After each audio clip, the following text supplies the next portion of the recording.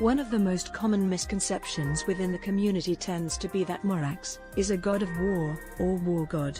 While there are reasons that might make it seem plausible, here is why Morax is not the god of war.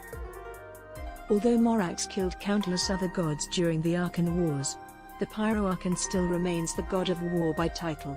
Video over, right? Roll credits.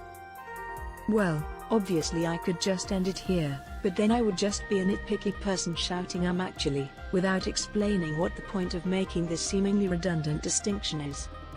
If we take a look at gods that are being worshipped currently or have been worshipped in the past, they tend to be the god of many things that can vary over time. For example, Athena is the goddess of wisdom, craftsmanship and warfare. This can change with time and depending on the people worshipping them.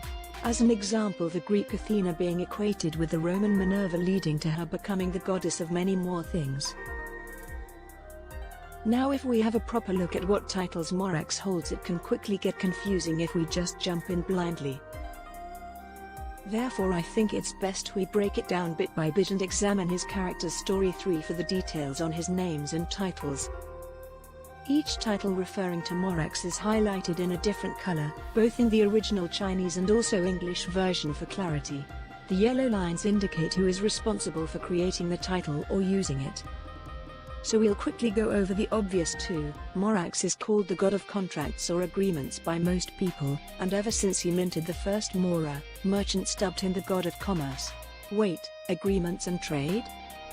Would you be interested in a trade agreement with England? Anyways, historians call him the god of history, due to his age and immortality allowing him to witness history. The ancestors of Liu citizens referring to him as the god of the stove, because stone Geoanga Blunga equals cooking equals stove equals god of kitchen utensils.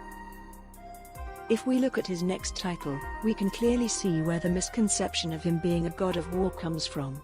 He is referred to as a Wu Shen, a warrior god by people who like opera, and also by children, since that aspect of Morax is most interesting to them.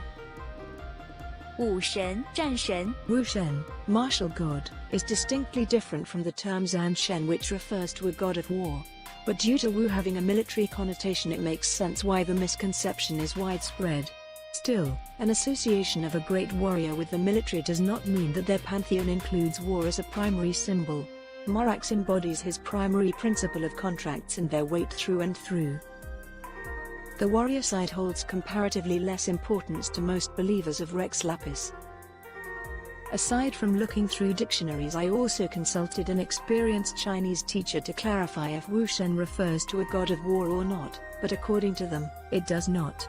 Nonetheless, they could be wrong, I could be wrong, you could be wrong. Always take everything with a grain of salt. So, all in all, we can summarize, Morax is a god of many things.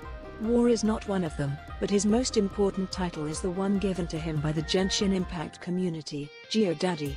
Thanks for watching, and we've been Numeron.